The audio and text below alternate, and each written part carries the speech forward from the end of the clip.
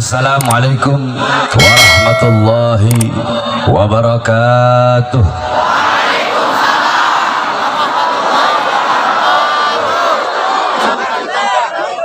Alhamdulillahil qawi sultanuh, al-wadihil burhanuh, al-mabsut fil wujud karamuhu wa ihsanuh. Allahumma salli wa sallim wa barik wa karrim wa azzim ala nuril anwar wa sirril asrar wa tiryakil aghyar wa miftahi babil yasar sayyidina wa maulana Muhammadil Mukhtar wa alihil athar wa ashabihil akhyar adada ni'amillahi wa ifdalih. Amma ba'd. Yang saya cintai, yang saya muliakan, para alim ulama, para habaib, para kiai, para asatid, para tokoh masyarakat, para aparat pemerintah, wabil khusus guru-guru kita, Al-Habib Hud Al-Idrus, Al-Habib Hashim Al-Haddad, beserta seluruh para habaib yang lain yang saya cintai, yang saya muliakan, Sahibul Hajat Haji Fahmi Ibrahim beserta seluruh keluarga besar daripada acara tablik akbar Haul Akbar, segenap panitia beserta seluruh hadirin hadirat, bapak-bapak, ibu-ibu, khususnya para pemuda-pemudi umat baginda Nabi besar Muhammad yang selalu dimuliakan oleh Allah Subhanahu wa taala. Saudara-saudara sekalian yang dimuliakan oleh Allah Subhanahu wa taala, segala puji dan syukur kehadirat Allah Subhanahu wa taala. Dialah Allah Subhanahu wa taala yang maha besar. Yang besar selain Allah kecil. Dialah Allah Subhanahu wa taala yang maha kaya. Yang kaya selain Allah miskin. Dialah Allah Subhanahu wa taala raja di atas para raja, yang raja selain Allah hamba sahaya. Dialah Allah Subhanahu wa taala yang maha perkasa, yang maha kuat. Yang perkasa, yang kuat selain Allah lemah. Dialah Allah Subhanahu wa taala yang maha melihat, yang melihat selain Allah buta terhadap warna-warna yang tersembunyi, buta terhadap warna-warna yang jauh. Dialah Allah Subhanahu wa taala yang maha mendengar, yang mendengar selain Allah tuli terhadap suara-suara yang jauh dan suara-suara yang dekat akan menulikannya. Dialah Allah Subhanahu wa taala yang maha hidup, yang hidup selain Allah pasti akan mati, yang ada selain Allah pasti akan tiada, yang wujud selain Allah pasti akan binasa. Sedangkan hidupnya Allah, adanya Allah, wujudnya Allah selama-lamanya kekal abadi, tidak akan pernah musnah dan tidak akan pernah binasa. Dan dialah Allah Subhanahu wa taala yang dimana pada malam hari yang mulia ini, di tempat yang penuh dengan berkah ini, Allah Subhanahu wa taala memberikan kepada kita semua yang duduk di sini limpahan kasih sayangnya. Allah berikan kepada kita rahmatnya, Allah berikan kepada kita semua pengampunannya, Allah berikan maghfirahnya. Sebab duduknya kita di ini majlis mendapatkan keberkahan daripada bersolawat kepada baginda Nabi besar Muhammad sallallahu alaihi wasallam. Saudara-saudara sekalian yang dimuliakan oleh Allah, kita duduk di sini acara solawat akbar, acara haul akbar. Saudara-saudara, kalian bersolawat kepada baginda Nabi besar Muhammad, memuliakan Nabi Muhammad, memuji Nabi Muhammad, mengagungkan Nabi Muhammad, itu tidak akan menambahkan kemuliaan Nabi. Kalian memuliakan Nabi tidak akan menambahkan kemuliaan Nabi. Kalian mengagungkan Nabi, memuji Nabi, bersolawat kepada Nabi, itu tidak akan menambahkan kemuliaan, keagungan baginda Nabi besar Muhammad sallallahu alaihi wasallam. sebagaimana dalam syair dikatakan, ma madahtu Muhammadan bi qasidati walakin mudiha qasidati bi Muhammadin. Aku tidak memuji Nabi dengan syairku, aku tidak memuliakan Nabi dengan syairku, tetapi syairku yang menjadi mulia karena telah memuliakan Nabi Muhammad. Syairku yang menjadi agung karena telah mengagungkan Nabi Muhammad. Syairku yang menjadi terpuji karena telah memuji Nabi Muhammad. Jadi kalian duduk pada malam hari ini memuji Nabi Muhammad dengan bersolawat, memuliakan Nabi Muhammad dengan bersolawat, kemuliaan Nabi tidak bertambah. Kalian memuliakan Nabi, kalian yang menjadi mulia. Kalian mengagungkan Nabi, kalian yang menjadi agung. Kalian memuji Nabi Muhammad, kalian yang menjadi terpuji di sisi Allah Subhanahu wa taala. Sebab kemuliaan Nabi Muhammad tidak akan bertambah, karena jikalau kemuliaan Nabi bertambah, maka kemuliaan Nabi juga bisa berkurang. Sedangkan kemuliaan Nabi Muhammad tidak akan bertambah dan tidak akan berkurang. Kemuliaan Nabi, sekalipun lautan menjadi tinta, pohon menjadi pena, dipakai, digunakan untuk melukis kemuliaan Nabi Muhammad, laut jadi tinta, pohon jadi pena, tidak akan sanggup untuk melukiskan kemuliaan, keagungan serta keindahan, keluhuran daripada Nabi kita, baginda Nabi besar Muhammad sallallahu alaihi wasallam. Saudara-saudara, bukan hanya kita yang duduk di sini menjadi mulia karena Nabi Muhammad, bukan hanya kita yang duduk di sini menjadi agung karena mengagungkan baginda Nabi besar Muhammad sallallahu alaihi wasallam. Bahkan Makkah menjadi kota yang mulia, Makkah menjadi kota yang agung karena Makkah kota kelahiran Nabi Muhammad. Madinah menjadi kota yang mulia, Madinah menjadi kota yang agung karena Madinah adalah kota hijrah dan kota wafatnya baginda Nabi besar Muhammad. Hajar Aswad menjadi batu yang mulia, Hajar Aswad menjadi batu yang agung, dicium oleh jutaan manusia karena Hajar Aswad pernah dicium oleh bibir yang mulia, yaitu bibir baginda Nabi besar Muhammad sallallahu alaihi wasallam. Bahkan saudara-saudara, kulit yang hina, kulit yang tidak berharga, kulit yang tidak bernilai, kulit itu bahkan di sisi Allah, kulit itu lebih mulia daripada malaikat Jibril. Apa kulit tersebut? Kulit tersebut adalah terompah Nabi Muhammad. Kulit tersebut adalah sandal Nabi Muhammad sallallahu alaihi wasallam. Para ulama min ahlil bawatin, beliau berkata bahwasanya sandal Nabi Muhammad lebih mulia daripada malaikat Jibril. Kenapa?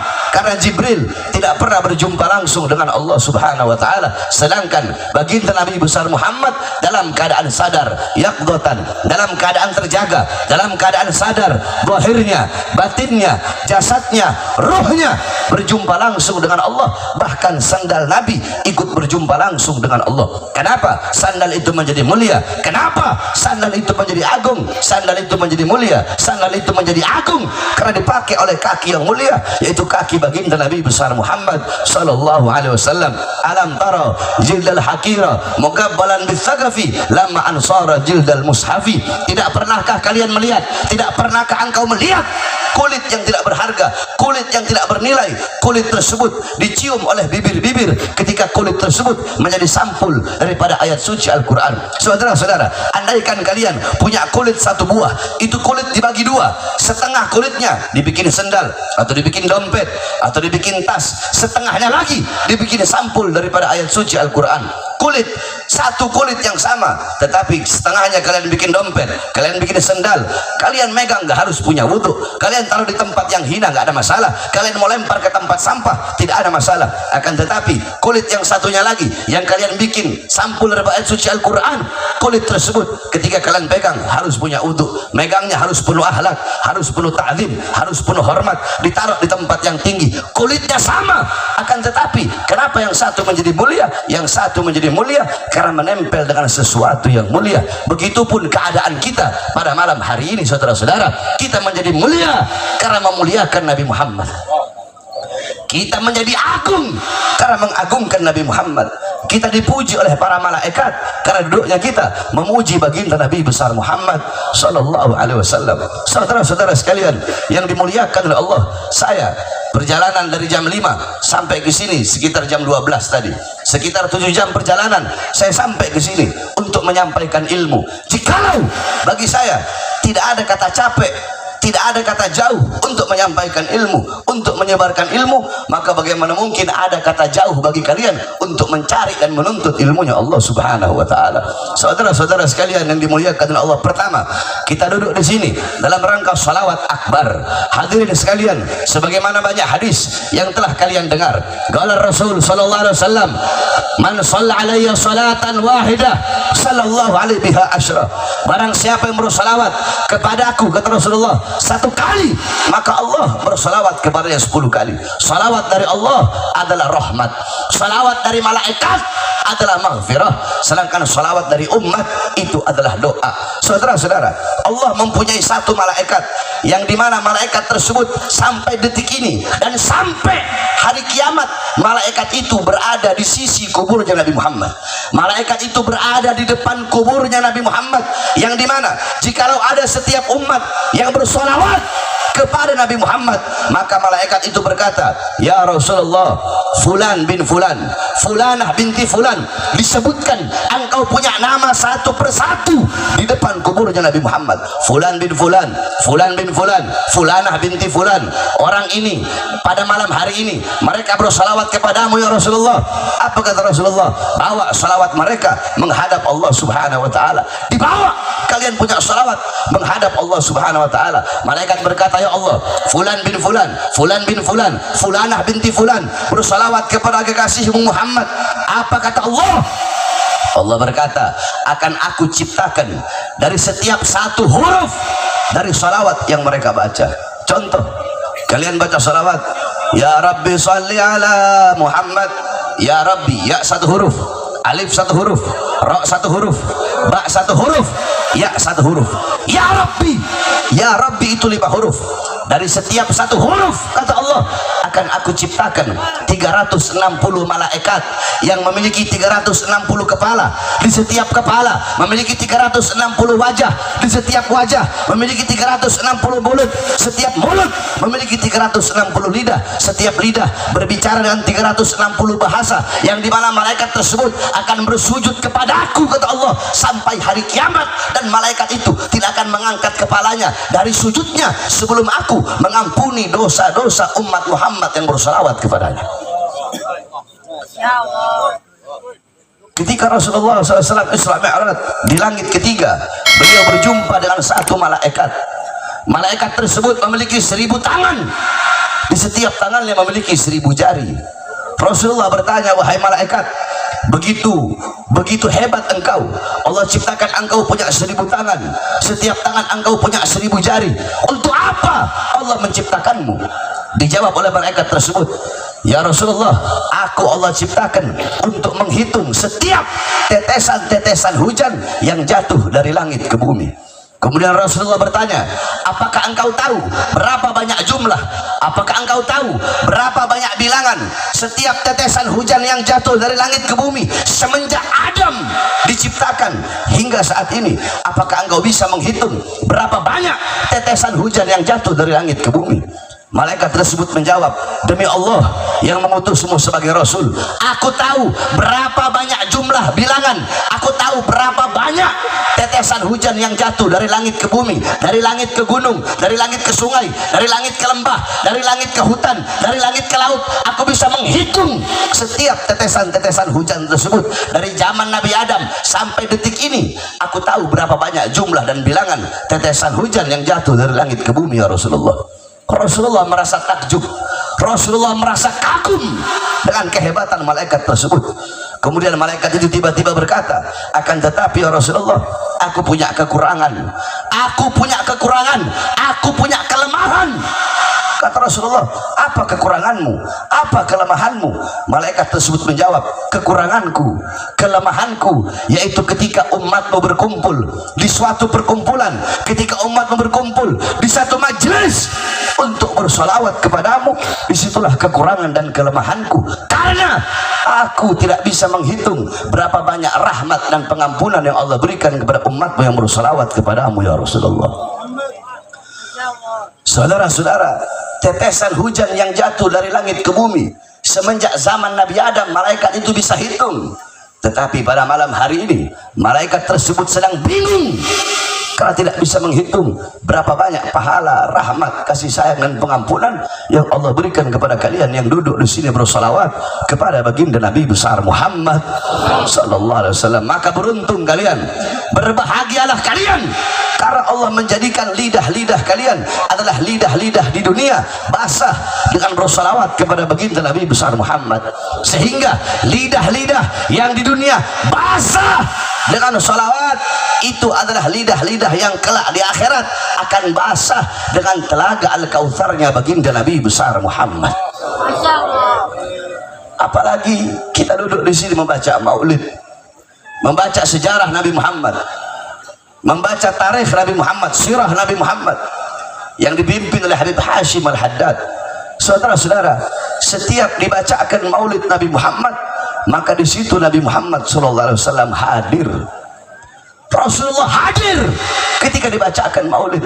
Akan tetapi karena terlalu banyak kedua mata kita berbuat dosa, terlalu banyak kedua mata kita bermaksiat, terlalu tebal dinding penghalang sehingga kedua mata kita tidak bisa melihat hadirnya baginda Nabi besar Muhammad SAW. Saudara-saudara, ada satu daerah yang dimana setiap bulan maulud di daerah tersebut orang-orang berbahagia, bergembira dengan lahirnya Nabi Muhammad SAW, sampai-sampai mereka menembakkan senjata. Kalau kita pakai petasan, kalau di sana mereka pakai senjata, saking bergembira, berbahagia merayakan kelahiran Nabi Muhammad sambil mereka membaca maulid Nabi Muhammad. Nah, ketika mereka sedang menembakkan senjata mereka, tiba-tiba ada satu buah peluru yang nyasar di kepalanya seorang anak kecil yang orang tuanya beragama Nasrani. Maka tiba-tiba orang tuanya membawa anaknya ke rumah sakit, saudara-saudara. Ketika dibawa ke rumah sakit, dokter angkat tangan. Kata dokter, pelurunya ini sedikit lagi pelurunya akan menembus otak sehingga anak tersebut nyawanya tidak tertolong. Anak tersebut tidak bisa diselamatkan. Tiba-tiba ibu dari anak ini berkata, dia berteriak di rumah sakit, "Wahai Muhammad, di mana engkau? Muhammad, coba kamu lihat umatmu bergembira dengan lahirmu, umatmu berbahagia dengan lahirmu, sehingga mereka menembakkan senjata, sehingga peluru mereka nyasar mengenai kepala anakku yang tidak berdosa, anakku yang tidak punya salah, hampir mati. Bentar lagi anakku akan mati karena perbuatan umatmu yang membaca maulidmu, saking senangnya, saking gembiranya mereka menembakkan senjata. Tanggung jawab engkau, wahai Muhammad." Tiba-tiba ibu dari anak tersebut keluar dari kamar operasi. Ketika dia keluar, ketika dia mau masuk lagi, tiba-tiba anaknya berkata, "Oh, kemana engkau?" Anaknya bangun dari komanya, anaknya udah hampir mati, tiba-tiba bangun, saudara-saudara. "Mau kemana engkau? Mau kemana engkau? Jangan pergi, jangan pergi." Ibunya berkata, "Siapa?" "Tadi Muhammad datang ke sini, dia elus kepalaku, wahai ibu." Anak yang mau mati tersebut, Rasulullah datang mengelus kepalanya, saudara-saudara. Yakni Rasulullah tidak akan pernah membiarkan umat yang selalu membaca maulidnya dalam keadaan susah, dalam keadaan menderita. Rasulullah hadir ketika dibacakan maulidnya. Terus kenapa kita tidak bisa melihat hadirnya Rasulullah? Karena terlalu banyak, terlalu tebal penghalang dari kedua mata kita, sehingga kita tidak bisa melihat hadirnya baginda Nabi besar Muhammad SAW. Oleh karenanya, saudara-saudaraku sekalian yang dimuliakan oleh Allah Subhanahu wa taala, pulang dari ini majelis, jadikan Nabi Muhammad sebagai teladanmu, sebagai uswahmu, sebagai qudwahmu, teladanmu, pedomanmu, idolamu dalam kehidupan sehari-hari. Hidupkan engkau punya rumah tangga dengan pendidikan Nabi Muhammad, dengan ajaran Nabi Muhammad, akhlak Nabi Muhammad, adab Nabi Muhammad.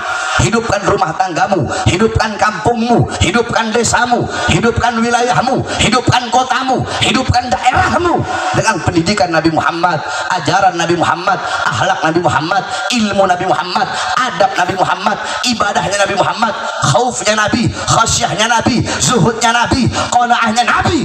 Sebab tidak ada pendidikan yang lebih mulia selain daripada pendidikan baginda Nabi besar Muhammad sallallahu alaihi wasallam. Kita banyak anak-anak muda zaman sekarang, pemuda-pemudi zaman sekarang, semakin hari kita semakin jauh dari ajaran baginda Nabi besar Muhammad sallallahu alaihi wasallam. Yang kalian jadikan teladan, yang kalian jadikan pedoman bukan Nabi Muhammad, bukan para sahabat, bukan para tabi'in, bukan para tabi'in, bukan orang soleh. Yang kalian jadikan teladan, yang kalian jadikan pedoman, yang kalian idolakan orang-orang kafir, orang-orang barat. Kalian mengikuti gaya orang-orang barat, kalian mengikuti gaya hidup mereka, mengikuti pola fikir mereka. Coba lihat saudara-saudara, ini zaman akhir zaman, fitnah di mana-mana, kerusakan di mana-mana, maksiat di mana-mana, perbuatan dosa di mana-mana. Saudara-saudara, laki dan perempuan di pinggir jalan telanjang, laki dan perempuan pacaran, laki dan perempuan mereka pacaran di pinggir jalan, mereka zina di pinggir jalan, perzinahan di mana-mana, pelacuran di mana-mana, mabuk di mana-mana, narkoba di mana-mana. Orang-orang mempertontonkan perbuatan dosanya, orang-orang mempertontonkan perbuatan maksiatnya. Bahkan banyak anak-anak zaman sekarang, mau di kota-kota atau di desa-desa, mereka ditanya siapa Nabi Muhammad, mereka tidak kenal. Saudara-saudara, mereka tidak kenal Islam, tidak kenal iman, tidak kenal Quran. Kenapa? Orang tuanya tidak pernah mendidik mereka dengan pendidikan baginda Nabi besar Muhammad. Anak-anak sekarang nggak kenal sifat wajib bagi Allah, nggak kenal sifat mustahil bagi Allah, nggak kenal sifat jaiz bagi Allah subhanahu wa ta'ala, nggak kenal Nabi ada berapa, Rasul ada berapa, buta kepada Nabi Muhammad SAW, buta kepada Al-Quran. Karena kalian sebagai orang tua tidak pernah mendidik anak-anak kalian dengan pendidikan Nabi Muhammad. Lihat anak-anak zaman sekarang, anak SD zina, SMP zina, SMA zina, anak-anak SMA melahirkan di dalam sekolahnya. Saudara-saudara, paling banyak tidak perawan, paling banyak nggak perawan anak-anak sekolah SD, SMP, anak SD udah nggak perawan banyak zaman sekarang. Saudara-saudara, kalian bapak-bapak zaman sekarang, kalian sebagai bapak-bapak, pagi, siang, sore, malam kalian keluar dari rumah cari apa? Cari uang, cari nafkah untuk memberi makan jasmani anak-anak kalian. Kalian beri makan jasmani anak-anak kalian, tapi kalian lupa memberi makan hati anak-anak kalian. Kalian lupa memberi makan jiwa anak-anak kalian. Kalian lupa memberi makan ruh anak-anak kalian. Saudara-saudara, jikalau kewajiban kalian sebagai seorang bapak cuma ngasih makan anak, tidak ada beda kalian dengan binatang. Kalau kewajiban kalian cuma mengasih makan anak, kalian belum bangun, binatang jam 4 udah bangun lebih dulu cari makan untuk memberi makan anak-anaknya. Ada yang lebih wajib dari kalian, lebih wajib daripada memberi makan jasmani anak-anak kalian. Apa itu? Memberi makan jiwa dan hati anak-anak kalian. Apa makanan hati bagi anak-anak kalian? Apa makanan jiwa bagi putra-putri kalian? Makanan hati, makanan jiwa adalah ilmu. Saudara-saudara, hati 3 hari nggak kena ilmu, itu hati menjadi mati. Maka tanyakan kepada diri kalian sebagai orang tua, telah berapa lama kalian menjadi sebab hati anak-anak kalian mati, sehingga anak-anak kalian nggak kenal Islam, nggak kenal iman, nggak kenal Al-Quran, dan tidak kenal kepada baginda Nabi besar Muhammad SAW. Kalian ibu-ibu zaman sekarang, kalian tahu di mana letak kursi kalian, kalian tahu di mana letak lemari kalian, kalian tahu di mana letak perlengkapan rumah tangga kalian, kalian tahu di mana letak dapur kalian, letak kompor, letak kulkas, kalian tahu. Tapi kalian tidak tahu di mana letak anak perempuan kalian ketika malam. Kalian ibu-ibu zaman sekarang, emas, intan, permata, berlian, perhiasan, uang, kalian kunci rapat-rapat dalam lemari. Kalian kunci rapat-rapat dalam lemari. Kenapa nggak kalian taruh di luar? Takut diambil orang, takut dirampok orang, takut dimaling orang, takut dicolong orang. Emas, intan, permata, perhiasan, uang kalian kunci rapat-rapat dalam lemari. Tapi kenapa anak-anak perempuan kalian umbar seperti binatang? Saudara-saudara, Sayyidatuna Fatimah, Sayyidatun Niswa fid dunya wal akhirah, Hababah Fatimah, beliau adalah pemimpin perempuan di dunia dan di akhirat. Bagaimana beliau menjaga anak-anak perempuannya? Bapak, ibu-ibu, saudara-saudara, setiap malam rumahnya Sayyidah Fatimah selalu gelap. Tiap malam rumahnya gelap. orang bertanya, wahai Imam Ali, apakah engkau tidak punya uang untuk beli lentera, untuk beli lampu? Apa jawab beliau? Aku punya lentera, aku punya lampu di rumahku, tapi setiap malam aku matikan lentera yang ada di rumahku agar orang-orang yang lewat depan rumahku tidak bisa melihat walaupun sekalipun bayangan daripada anak-anak perempuanku. Bayangan anak perempuan yang gak rela dilihat, apalagi wujud daripada anak-anak perempuannya. Kita, orang-orang zaman sekarang, anak-anak perempuan kita umbar seperti binatang. Bahkan bukan hanya di kota-kota, bahkan di kampung-kampung seperti ini pun banyak orang tua yang membiarkan anak-anaknya membuka aurat. Oleh karenanya, apalagi kalian sebagai seorang ibu, kalian adalah madrasatul ula, kalian adalah muallimah, mudarrisah, muaddibah lil abna. Kalian adalah pendidik pertama, guru pertama, ustadz pertama, kiai pertama, pondok pesantren pertama bagi putra putrinya adalah seorang ibu. Baik buruknya anak tergantung daripada ibunya, bagus atau rusaknya seorang anak tergantung daripada ibunya. Kalau kedua orang tuanya bagus, kalau kedua orang tuanya mendidik anak-anaknya dengan pendidikan Nabi Muhammad, maka anak-anaknya bakal jadi anak-anak yang baik. Salah satunya seperti pada malam hari ini, acara Haul Akbar, yang dimana saya mendengar ada sekitar 20 orang yang merayakan haul daripada kedua orang tuanya atau keluarganya yang telah meninggal dunia, yang dimana mengundang kita semua duduk di sini membacakan doa, mengirimkan yasin, tahlil, tahmid, tasbih, takbir, tamjid untuk orang tua yang telah meninggal dunia. Nah, saudara-saudara, jangan kalian ngarep saya berharap nanti kalau saya mati anak saya mau bikin haul saya. Jangan ngarep pengen punya anak yang nanti kalau kamu mati bakal mengirimkan doa untuk kamu, bakal mengadakan haul kamu, mengundang para ulama, ustadz, kiai, habaib duduk untuk mendoakan kedua orang tua kamu, apa untuk mendoakan kamu kelak kalau kamu wafat. Jangan ngarep pengen punya anak seperti itu kalau di dunia, kalau kamu masih hidup tidak pernah mendidik anak-anak kamu dengan pendidikan baginda Nabi besar Muhammad sallallahu alaihi wasallam. Ini adalah salah satu bukti anak-anak yang soleh dan solehah. Kenapa? Berbakti kepada kedua orang tua bukan hanya semasa hidup orang tua saja, tetapi walaupun orang tua kita telah wafat, walaupun orang tua kita telah jadi mayat, tetap wajib berbakti kepada kedua orang tua. Dengan cara apa? Dengan mengirimkan doa kepada kedua orang tua yang telah meninggal dunia. Idza mata ibnu Adam in qata amaluhu illa min thalatha, sadaqatin jariyah, al-ilmu yantafa'u bih, waladun salih yad'ulah. Apabila anak Adam, manusia wafat, manusia meninggal dunia, maka terputus seluruh amalnya. Kita masih hidup sholat, dalam kubur kita nggak bisa sholat. Kita masih hidup puasa, dalam kubur kita nggak bisa puasa. Kita masih hidup haji, udah mati dalam kubur kita tidak bisa haji. Akan tetapi kalau kita masih hidup meninggalkan 3 perkara ini, 3 amal ini, walaupun kita wafat, walaupun kita sudah meninggal dunia, akan tetapi pahalanya akan mengalir terus sampai datangnya hari kiamat. Apa? Salah satunya yaitu doa anak soleh yang mendoakan kedua orang tuanya. Saudara-saudara, di zaman Nabi Isa alaihi salam, ketika Nabi Isa sedang lewat, ada satu kubur. Ketika Nabi Isa lewat di kubur tersebut, Nabi Isa mendengar suara teriakan, suara jeritan daripada penghuni kubur tersebut. Kemudian Nabi Isa pergi, balik lewat itu kubur, sudah tidak ada lagi jeritannya, sudah tidak ada lagi teriakannya. Nabi Isa nanya, wahai malaikat, tadi aku lewat di ini kubur, aku mendengar suara siksaan, suara jeritan, suara teriakan, tapi kenapa ketika aku kembali sudah tidak ada jeritan, tidak ada siksaan, tidak ada hukuman? Apa kata malaikat? Wahai Nabi Isa, itu ahli kubur adalah orang fasik, orang yang suka berbuat dosa, orang yang suka berbuat maksiat. Akan tetapi ketika engkau sedang lewat tadi, dia punya anak di rumah sedang membaca Injil. Karena anaknya membaca Injil, maka Allah angkat azab dan siksa dan Allah gantikan dengan rahmat. Itu anak baca Injil, orang tuanya yang lagi disiksa, diazab, diangkat siksa dan azabnya.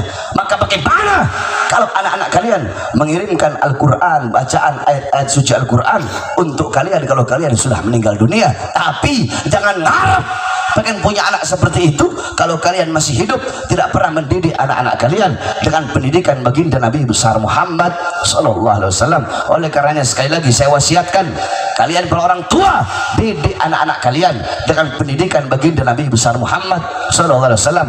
Apalagi para pemuda-pemudi di sini, banyak para pemuda-pemudi. Ingatlah kalian, wahai para pemuda-pemudi Islam, syubbanul yum rijalul ghad.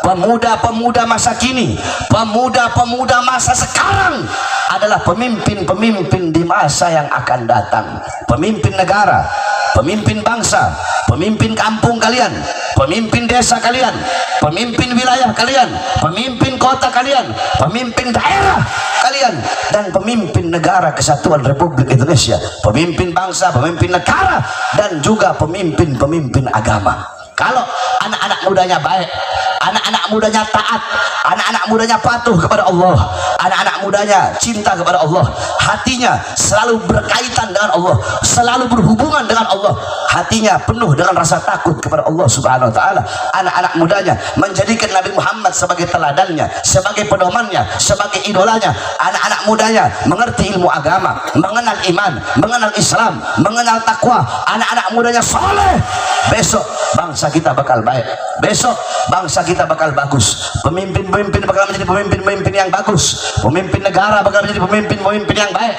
pemimpin-pemimpin yang istiqomah, pemimpin-pemimpin yang amanah, pemimpin-pemimpin yang bisa membawa umatnya, membawa rakyatnya menuju ridhonya Allah Subhanahu wa taala. Tetapi kalau anak-anak mudanya rusak, anak-anak mudanya maksiat, anak-anak mudanya melakukan mungkarat, dhalalat, sayyiat, mukhalafat, anak-anak mudanya buta Al-Quran, buta Islam, buta iman, anak-anak mudanya menjadikan orang barat, orang kafir sebagai teladannya, sebagai idolanya, sehingga tidak mengenal Rasulullah, anak-anak mudanya mabok-mabokan, anak-anak mudanya narkoba, anak-anak mudanya melacur, anak-anak mudanya berjudi, besok bangsa kita bakal rusak, negara bakal rusak, pemimpin-pemimpinnya bakal rusak, dan agama bakal dipegang oleh ulama-ulama yang rusak.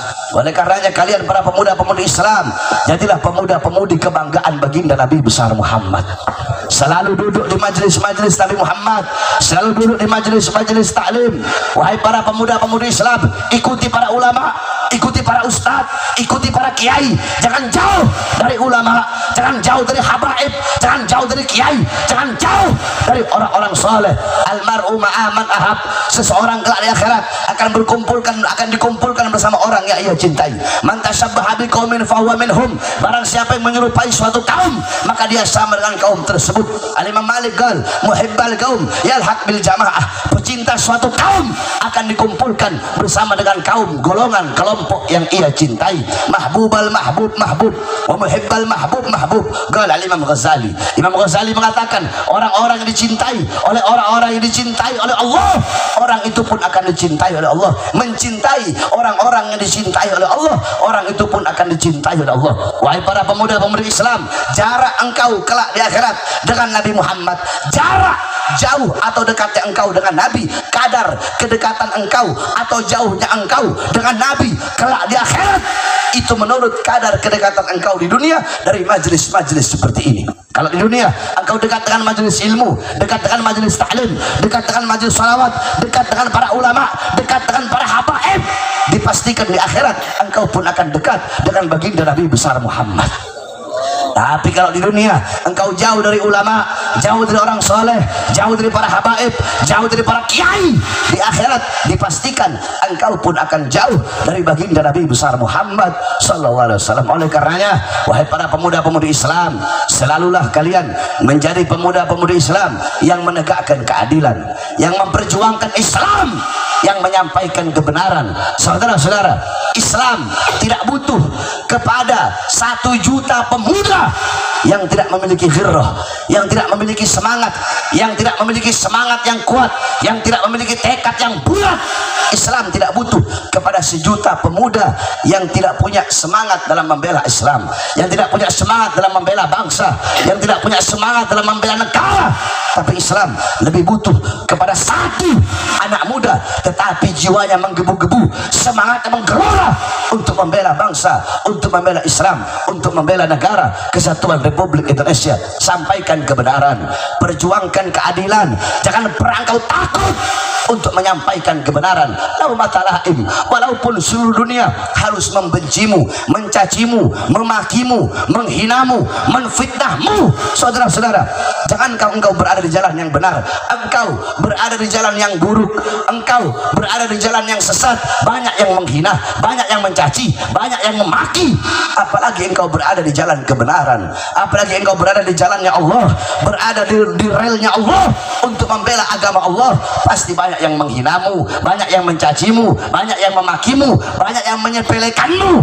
Akan tetapi mereka yang menghina perjuanganmu, yang mencaci perjuanganmu, yang memaki perjuanganmu, yang menyepelekan perjuanganmu, jangan engkau jadikan mereka sebagai air yang memadamkan semangatmu. Akan tetapi jadikan mereka sebagai api yang menambah semangatmu untuk berjuang di jalan Allah Subhanahu wa taala. Jangan pernah engkau takut dengan ancaman, jangan pernah engkau takut dengan ancaman apapun, jangan pernah engkau takut dengan siapapun. Takutlah kepada dengan Allah Subhanahu wa taala. Takutlah engkau kalau engkau menjadi orang-orang yang memiliki perasaan biasa-biasa saja ketika Islam dihina, ketika rakyat ditipu, rakyat tidak disejahterakan, ketika rakyat tidak dimakmurkan, hatimu biasa-biasa saja. Awas, takutlah engkau saudara-saudara, karena ketika engkau merasa biasa-biasa saja, Islam dihinakan, Al-Quran dilecehkan, bangsa, rakyat dibiarkan, engkau merasa biasa-biasa saja, maka dipertanyakan keislamanmu, dipertanyakan keimananmu. Bukankah Rasulullah berkata, hubbul watan minal iman, cinta tanah air sebagian daripada iman? Maka dipertanyakan keimanannya bagi orang-orang yang tidak memiliki rasa cinta, rasa sayang kepada tanah airnya. Sedangkan tanah air kita adalah negara Kesatuan Republik Indonesia. Saudara-saudara, saya Habib Rizik, kami berkali-kali keluar masuk penjara, keluar masuk penjara. Kenapa kami keluar masuk penjara? Habib Rizik, saudara-saudara, organisasinya dibubarkan, di penjara, 6 laskarnya dibunuh, saudara-saudara. Begitu berat perjuangan beliau untuk Islam. Kalian, kita, apa yang telah kita perjuangkan untuk Islam? Apa yang kita telah perjuangkan untuk bangsa? Apa yang telah kita perjuangkan untuk negara? Apa, saudara-saudara? Beliau seorang habaib, para habaib, kami para anak cucu Rasulullah SAW. Saya 2009 di penjara, 2010 di penjara, 2012 di penjara, 2018 di penjara, 2020 saya keluar dari penjara. Baru 2 hari bebas dari penjara, saya dibawa ke Nusa Kambangan. Tangan saya diborgol, perut saya diborgol, kaki saya diborgol. Pulang dari Nusa Kambangan, saya dibawa ke lapas Gunung Sindur. Tahun 2021 saya bebas. Belum sampai 1 bulan bebas, saya sudah ditahan kembali di Polda Jabar, saudara-saudara. Kenapa kami berkali-kali di penjara? Apakah kami penjahat? Apakah kami penjahat? Apakah kami bandar narkoba? Apakah kami kriminal? Berapa banyak aset negara yang saya jual? Apakah saya penipu rakyat? Apakah saya membohongi rakyat? Apakah saya maling uang rakyat? Apakah saya nyolong uang rakyat? Saudara-saudara, Habib Rizik di penjara, Habib Hanif, saya berkali-kali. Kenapa? Saya baru keluar 2 hari, dibawa ke Nusa Kambangan. Kenapa? Karena ceramah saya, saudara-saudara. Ceramah saya dibilang ceramah yang memprovokasi masyarakat. Ceramah saya dibilang meresahkan. Pertanyaannya, apa isi ceramah saya? Saya sampaikan kepada kalian. Saya kasih tahu kepada kalian apa isi ceramah saya yang dibilang meresahkan masyarakat, sehingga saya baru keluar, kemudian saya dibawa ke Nusa Kambangan sana. Isi ceramah saya ketika itu 2020, awal-awal masa pandemi, awal-awal lagi ketat-ketatnya COVID-19. Saya keluar dari lapas siang, saudara-saudara, malam saya langsung ceramah.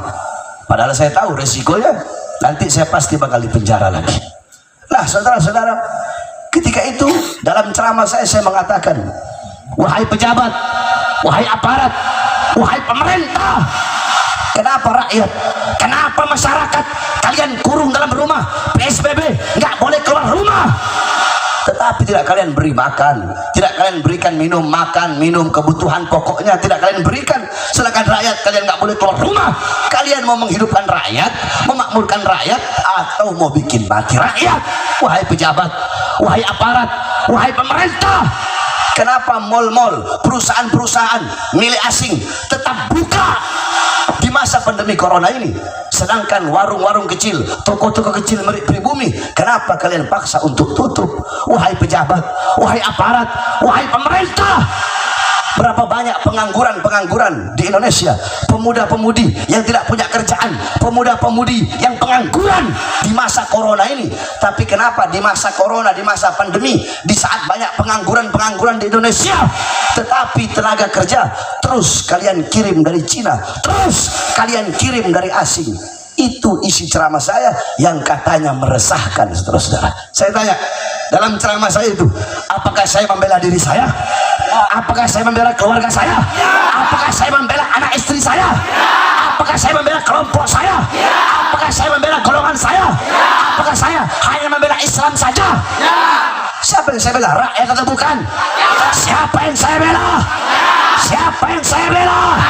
Siapa yang saya bela? Siapa yang saya bela? Yang saya bela rakyat yang susah, rakyat yang menderita, rakyat yang kelaparan, rakyat yang ditipu, rakyat yang tidak disejahterakan. Saudara-saudara, demi Allah, untuk bangsa, untuk agama, untuk negara, untuk rakyat Indonesia, demi bangsa, demi agama, demi rakyat, jangankan hanya di penjara, nyawa saya, jiwa saya, darah saya murah harganya untuk bangsa. Kami keluar masuk penjara, kami bukan koruptor, kami bukan narkoba, kami bukan pembunuh, tetapi karena kami menyampaikan kebenaran, karena kami menegakkan keadilan. Saudara-saudara, kami para habaib, kami anak cucu Rasulullah, tapi Allah, tidak ada sedikit pun yang kami takutkan. Saudara-saudara, kami sudah biasa diancam, kakek-kakek kami biasa dibunuh sekalipun. Saudara-saudara, kami punya kakek-kakek, beliau di penjara berkali-kali, bahkan sampai dibunuh. Kami punya kakek Sayyidina Ali bin Abi Thalib radhiyallahu anhu. Sayyidina Ali bin Abi Thalib ketika beliau sedang sholat ditikam dari belakang, saudara-saudara, sampai beliau mati. Kami punya kakek Sayyidina Hasan ibn Ali, beliau diracun sampai keluar isi perutnya dari mulutnya dan beliau mati seketika itu juga. Kalian punya kakek Al-Imam Husain, Al-Imam Husain radhiyallahu anhu, dipenggal kepalanya, saudara-saudara, dipenggal kepalanya, ditancap ke tombak, dipertontonkan kepada umat. Ini loh anak cucu Rasulullah saja, karena melawan kami pemerintah saat itu, kami bantai, kami penggal, apalagi cuma kalian. Kepala kakek kami dipertontonkan, saudara-saudara. Darah beliau yang mengalir di dalam tubuh kami, saudara-saudara. Dalam tubuh kami mengalir darah-darah pejuang, darah-darah keberanian. Oleh karenanya kami tidak akan pernah mundur walaupun satu langkah di dalam membela dan memperjuangkan agama datuk kami, saudara-saudara. Saudara-saudara, apakah Bahar bin Smith bakal kapok? Bakal capek, bakal lelah kalau masuk penjara? Tidak, saudara-saudara. Tidak ada kata capok, tidak ada kata capek, tidak ada kata kapok, tidak ada kata lelah. Berjuang untuk agama, berjuang untuk bangsa, dan berjuang untuk rakyat dan negara kesatuan Republik Indonesia. Saudara-saudara, saya bisa dipenjara, jasad saya bisa kalian penjarakan. Kalian bisa memisahkan saya dengan anak dan istri saya. Kalian bisa memborgol tangan saya, memborgol perut saya, memborgol kaki saya. Bahkan ketika di Nusa Kambangan, ketika para petugas lapas memborgol tangan saya, dari tangan nyambung ke perut, dari perut nyambung ke kaki, saya berkata, engkau Islam? Iya Habib, saya Islam. Apakah engkau membaca ayat kul la as'alukum alaihi ajran illa mawaddata fil qurba? Dalam Al-Quran Allah berfirman, katakanlah wahai Muhammad, bahwasanya engkau tidak meminta balasan apapun, bayaran apapun. Engkau tidak minta apa-apa dari umatmu kecuali kecintaan umatmu kepada Al-Qurba. Kamu tahu siapa al-qurbah? Orang yang kau borgol tangan, perut dan kakinya, ini adalah al-qurbah. Engkau sholat baca sholawat, iya bib baca sholawat. Bukankah kau baca sholawat Allahumma sholli ala Muhammad wa ala ali Muhammad? Bukankah tidak sah engkau punya sholat kalau tidak bersolawat kepada Muhammad dan ali Muhammad? Tahukah engkau siapa ali Muhammad? Ali Muhammad adalah orang yang kau borgol tangan, perut dan kakinya, yang tidak akan sah engkau punya sholawat. Kalau tidak akan sah engkau punya sholat, kau tidak bersolawat kepada ali Muhammad. Saudara-saudara, mereka para pengkhianat bangsa, mereka orang-orang yang terluka karena saya punya lidah. Berkali-kali saya sampaikan, lidah saya itu seperti alkohol. Kamu tahu alkohol? Saya tanya, alkohol kena kulit, kulitnya nggak ada luka, adem nggak? Adem nggak? Tapi kalau alkohol kena kulit yang ada luka, perih nggak? Sakit nggak? Orang yang tidak punya luka, orang yang tidak punya borok, orang yang hatinya lurus, pejabat yang hatinya baik, pejabat yang amanah, yang istiqomah, kalau kena saya punya lidah, adem-adem aja. Tapi pejabat yang rusak, pejabat yang biadab, pejabat yang bangsat, kena saya punya lidah, kayak luka kena alkohol tadi, sudah kelejit-kelejit dia, sakit dia, sampai ke dalam hati dia merasakan sakitnya. Tapi kalau pejabat yang lurus, yang istiqomah, dia nggak bakal merasakan apa-apa, bahkan dia merasa adem-adem saja. Nah, saya sampaikan, kalian para pengkhianat bangsa, kalian yang suka berjanji memakmurkan rakyat, mensejahterakan rakyat, tapi yang makmur adalah partai dan politik kalian. Kalian bisa memenjarakan jasad saya, jasad Habib Rizik, kalian bisa memenjarakan kami, kalian bisa memborgol tangan kami, kalian bisa memisahkan kami dengan anak dan istri kami, tetapi demi Allah, suara-suara kebenaran yang kami sampaikan, suara-suara keadilan yang kami sampaikan, yang kami sebarkan ke seluruh pelosok dan penjuru Indonesia, tidak akan pernah bisa kalian penjarakan, tidak akan pernah bisa kalian bungkam sampai datangnya hari kiamat. Saya tanya semua masyarakat, semua pemuda-pemudi Islam yang ada di sini, siap sampaikan kebenaran, siap tegakkan keadilan, siap lawan kezaliman, siap bela agama, siap bela bangsa, siap bela negara, siap bela NKRI, siap bela merah putih. Allahu Akbar. Sampaikan kepada mereka, kami pemuda-pemudi Islam Indonesia, kami para santri-santri yang pakai sarung, kami bersumpah demi Allah, selama darah kami masih merah, selama tulang kami masih putih, merah putih, maka selama itu kami para pemuda-pemudi Islam, kami para santri-santri yang pakai sarung akan berada di barisan paling depan, rela hancur, rela binasa demi bangsa dan rakyat Indonesia. Semua pemuda-pemudi Islam, santri-santri sarungan, siap hancur demi Islam, siap mati demi merah putih, siap binasa demi Indonesia. Allahu Akbar, Allahu Akbar. Indonesia merdeka, merdeka, merdeka. NKRI harga mati, harga mati, harga mati.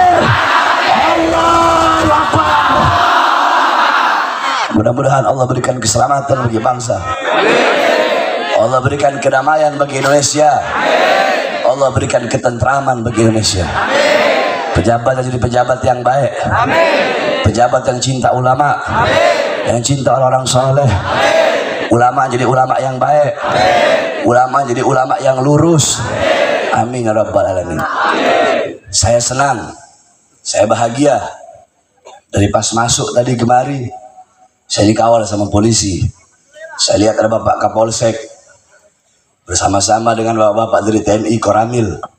Nah, pejabat-pejabat baik seperti ini, saudara-saudara, inilah pejabat-pejabat akhirat.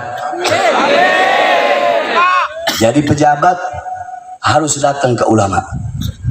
Jadi pejabat harus datang ke majelis-majelis taklim.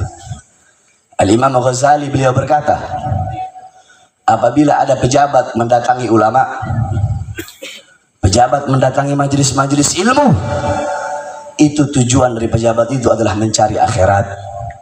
Sedangkan kalau sebaliknya, ada ulama mendatangi pejabat, ulama keluar masuk istana, ada ulama sering datang ke kantor-kantor pejabat, itu adalah ulama-ulama yang mencari dunia, saudara-saudara. Oleh karenanya, alhamdulillah, banyak para pejabat yang hadir di sini, mudah-mudahan jadi pejabat yang istiqomah, jadi pejabat yang lurus. Amin amin ya rabbal alamin. Mudah-mudahan ulama kita juga jadi ulama yang baik, jadi ulama yang lurus.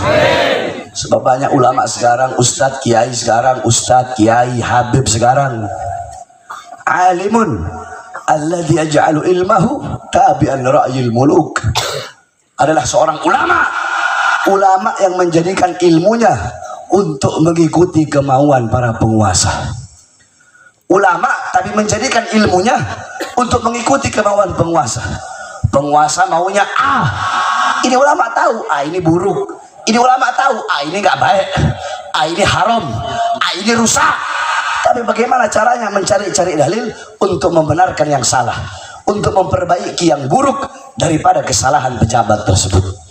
Inilah kera-kera bersorban, ulama-ulama kontrak, ulama-ulama amplop. Saudara-saudara, sekarang ustadz kiai habib sekarang ini, ada ustadz kuning, ada kiai kuning, ada habib kuning. Jadi bukan ustadz kiai aja, habibnya juga udah mulai sekarang ini. Ustadz ijo, kiai ijo, habib ijo. Ustadz merah, kiai merah, habib merah. Bukan sorbannya, bukan sorban. Maksudnya apa? Ada kiai Gerindra, ada habib Gerindra. Ada kiai PDI, ada habib PDI. Ada kiai Golkar, ada habib Golkar. Ada kiai PKB, habib PKB. Kiai PAN, habib PAN. Ustadz sama ustadz berantem, kiai sama kiai berantem, habib sama habib berantem. Gara-gara apa?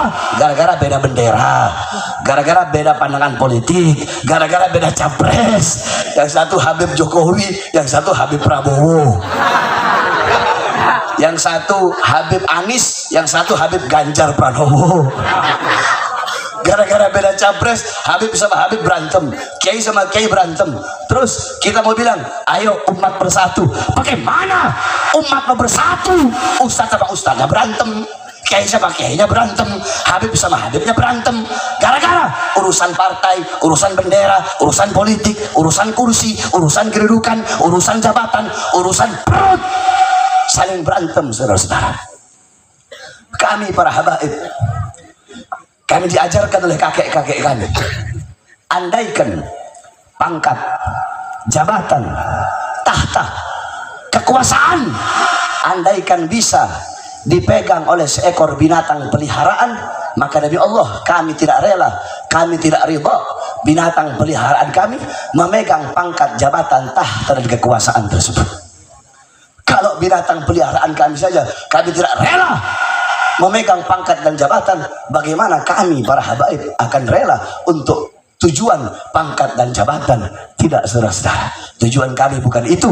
Tujuan kami adalah menjaga agama datuk-datuk kami. Tujuan kami menyampaikan, menyebarkan ilmu kakek-kakek kami kepada umat kakek kami, yaitu umat baginda Nabi besar Muhammad sallallahu alaihi wasallam. Mudah-mudahan para ulama jadi ulama yang lurus, ulama yang istiqamah. Amin amin ya rabbal alamin. Mudah-mudahan semua yang dihauli pada malam hari ini Allah subhanahu wa ta'ala luaskan kuburnya, Allah rahmati, Allah berikan kasih sayangnya, maghfirahnya, pengampunannya.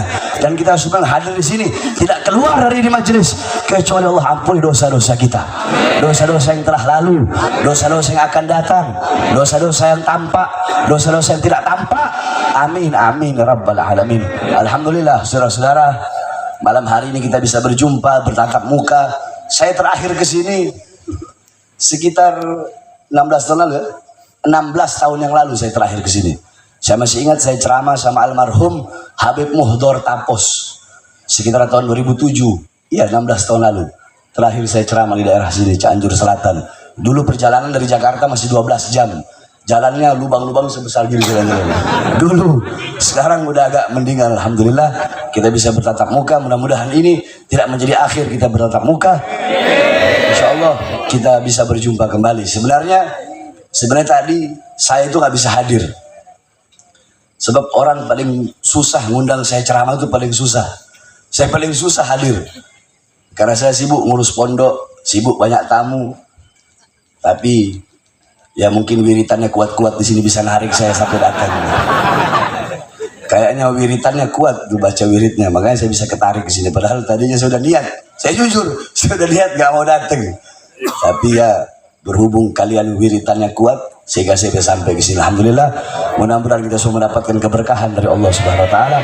Amin amin ya Rabbi, fanfa'na bi barakatihim, wa hdil husna bi hurmatihim, wa amitna fi tariqatihim, wa mu'afati min al-fitani. وصلى الله على سيدنا محمد وعلى اله وصحبه وبارك وسلم والحمد لله رب العالمين والعفو منكم والسلام عليكم ورحمة الله وبركاته. Semuanya